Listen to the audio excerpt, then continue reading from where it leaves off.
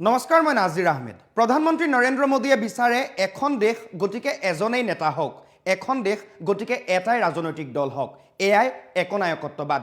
ৰাহুল গান্ধীৰ সাংসদ পদ খাৰিজ হোৱাৰ পাছতে এইদৰে বিজেপি চৰকাৰৰ বিৰুদ্ধে সৰব হোৱা দেখা গ'ল দিল্লীৰ মুখ্যমন্ত্ৰী অৰবিন্দ কেজৰিৱালক। এই মুহূৰ্তত আপোনালোকক এটা গুৰুত্বপূৰ্ণ খবৰ দিবলৈ ওলাইছোঁ। ভাৰত এজন মানুহৰ এটা দলৰ নহয়, ভাৰত 130 কোটি নাগৰিকৰ। এতিয়া ভাৰতত এটা ভয়ংকৰ পৰিৱেশৰ সৃষ্টি কৰা হৈছে, যি পৰিৱেশত এতিয়া সকলোৰে মনত কেৱল ভয় আৰু শংকা। এইদৰে বিজেপি চৰকাৰৰ বিৰুদ্ধে নৰেন্দ্ৰ মোদী চৰকাৰৰ বিৰুদ্ধে সৰব হোৱা দেখা গ'ল অৰবিন্দ কেজৰিৱালক।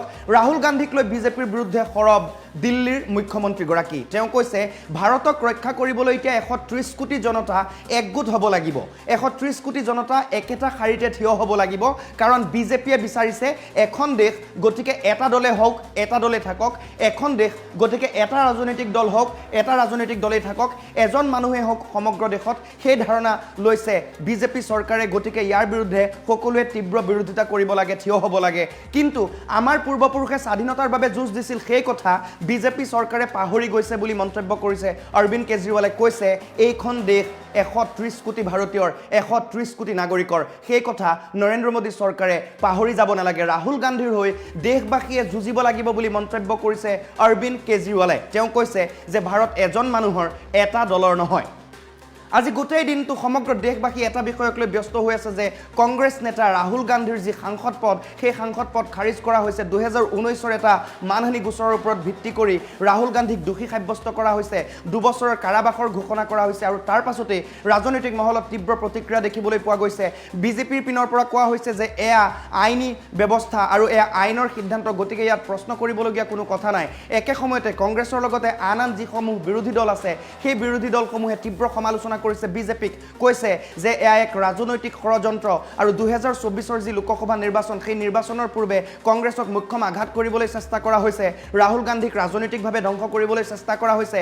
কাৰণ বিভিন্ন সময়ত বিভিন্ন বিষয়ক লৈ চৰকাৰৰ বিৰুদ্ধে সংসদত সৰব হোৱা দেখা গৈছিল ৰাহুল গান্ধীক। শেহতীয়াকৈ গৌতম আদানীৰ যি কেলেংকাৰীৰ অভিযোগ, সেই অভিযোগক লৈও সৰব হৈছিল ৰাহুল গান্ধী। নৰেন্দ্ৰ মোদীৰ লগত থকা ফটো দেখুৱাই ৰাহুল গান্ধীয়ে সংসদত এই ঘটনাৰ তীব্ৰ বিৰোধিতা কৰিছিল। জেপিচিৰ যি তদন্ত, সেই তদন্ত দাবী কৰিছিল আদানীৰ বিৰুদ্ধে। আৰু তাৰ পাছতে 2019ৰ এটা গোচৰক লৈ শুনানি গ্ৰহণ কৰা হ'ল। আৰু তাৰ পাছতে ৰাহুল গান্ধীৰ যি সাংসদ পদ, সেই সাংসদ পদ খাৰিজ কৰা হ'ল। আৰু অৱশেষত এই বিষয়টোক লৈ মুখ খুলিছে অৰবিন্দ কেজৰিৱালে। তেওঁ কৈছে যে এতিয়া ভাৰতত ভয়ংকৰ পৰিৱেশৰ সৃষ্টি কৰা হৈছে আৰু কোৱা হৈছে, ভবা হৈছে, বিজেপিয়ে এনেদৰে ধাৰণা কৰি লৈছে যে ভাৰত কেৱল এটা ৰাজনৈতিক দলৰ, এজন মানুহৰ। কিন্তু আমাৰ পূৰ্বপুৰুষে ভাৰতক স্বাধীন কৰাৰ যি যুঁজ, সেই যুঁজত অৱতীৰ্ণ হৈছিল। গতিকে এইখন ভাৰতত 130 কোটি নাগৰিকৰ অধিকাৰ আছে, সকলোৰে অধিকাৰ আছে। মোদী চৰকাৰে এই যি ধাৰণা, সেই ধাৰণা ত্যাগ কৰিব লাগিছে, ত্যাগ কৰিবলৈ প্ৰয়োজন হৈছে। গতিকে বিজেপি চৰকাৰৰ বিৰুদ্ধে তীব্ৰ আক্ৰমণাত্মক হৈছে অৰবিন্দ কেজৰিৱাল। তেওঁ কৈছে যে বিজেপি চৰকাৰৰ এই যি নীতি, এই যি ধাৰণা, এয়াইটো একনায়কত্ববাদ।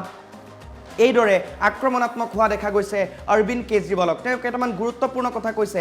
তেওঁ কৈছে যে বিজেপি চৰকাৰে ভাবে যে গোটেই দেশখন এজন মানুহৰে হ'ব লাগে, গোটেই দেশখন এটা ৰাজনৈতিক দলৰে হ'ব লাগে। কিন্তু আমাৰ পূৰ্বপুৰুষে যিহেতু স্বাধীনতা যুঁজত অৱতীৰ্ণ হৈছিল, স্বাধীনতা সংগ্ৰামী আমাৰ পূৰ্বপুৰুষ আছিল, গতিকে এই দেশখনত 130 কোটি নাগৰিকৰ অধিকাৰ আছে। ভাৰত চৰকাৰৰ যি এই পৰিৱেশ সৃষ্টি কৰিছে, যি পৰিৱেশত সকলো ভয় আৰু শংকাৰ মাজত বসবাস কৰিছে, ইয়াৰ বিৰোধিতা কৰি 130 কোটি নাগৰিক একেলগে ওলাই আহিব লাগিব, প্ৰতিবাদ কৰিব লাগিব আৰু একেটা শাৰীতে সকলো থিয় হ'ব লাগিব বুলি আহ্বান জনাইছে দিল্লীৰ মুখ্যমন্ত্ৰী অৰবিন্দ কেজৰিৱালে। অৰবিন্দ কেজৰিৱালে কি মন্তব্য কৰিছিল, সেই মন্তব্য আপোনালোকক শুনাইছো। अभी थोड़ी देर पहले खबर आई कि राहुल गांधी जी को लोकसभा की सदस्यता से बर्खास्त कर दिया गया है। जिस तरह से उन्हें उस मानहानि केस में फंसाया गया, मैक्सिमम सजा दी गई और 24 घंटे के अंदर उनकी लोकसभा की सदस्यता बर्खास्त कर दी गई, ये हमारे देश के लिए बहुत चिंता का विषय है। हम जुडिशरी का सम्मान करते हैं, लेकिन जो जजमेंट आया हम उसका समर्थन नहीं करते।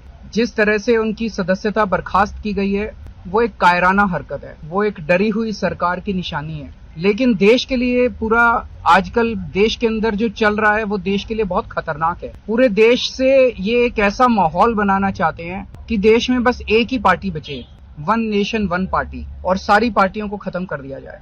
ये एक ऐसा माहौल बनाना चाहते हैं कि एक ही नेता बचे, 1 नेशन 1 लीडर, बाकी सारे लीडर्स को खत्म कर दिया जाए। इसी को तो तानाशाही कहते हैं, इसी को तो डिक्टेटरशिप कहते हैं।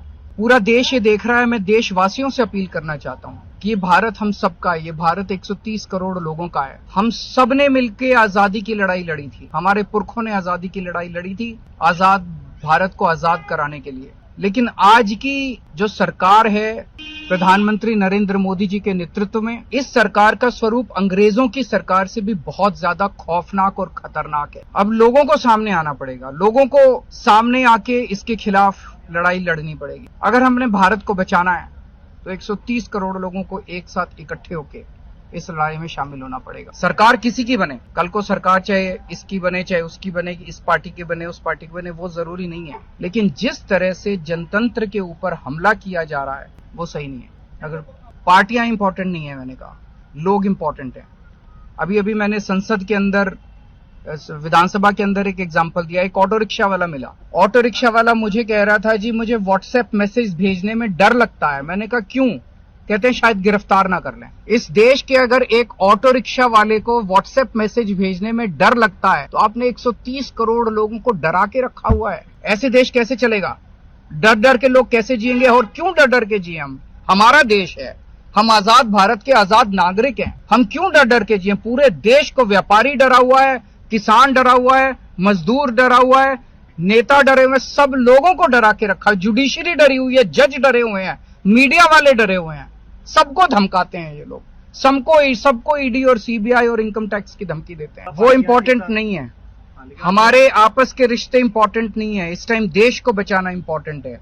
मीडिया के ऊपर प्रहार हो और मैं अगर कहूं कि मेरी इस चैनल से बनती नहीं है, वो इंपॉर्टेंट नहीं है। किसी से बनती है या किसी से नहीं बनती, इससे व्यक्तिगत अच्छे रिश्ते हैं कि व्यक्तिगत बुरे रिश्ते हैं, वो इंपॉर्टेंट नहीं है। 130 करोड़ लोगों को, सब लोगों को साथ आना पड़ेगा, सारे लोगों को साथ आना पड़ेगा। ये लड़ाई राहुल गांधी की लड़ाई नहीं है, ये लड़ाई कांग्रेस की लड़ाई नहीं है, ये लड़ाई इस देश को बचाने की लड़ाई है। एक तानाशाह से, एक कम पढ़े लिखे व्यक्ति से, एक अहंकारी व्यक्ति से इस देश को बचाने की लड़ाई है। अभी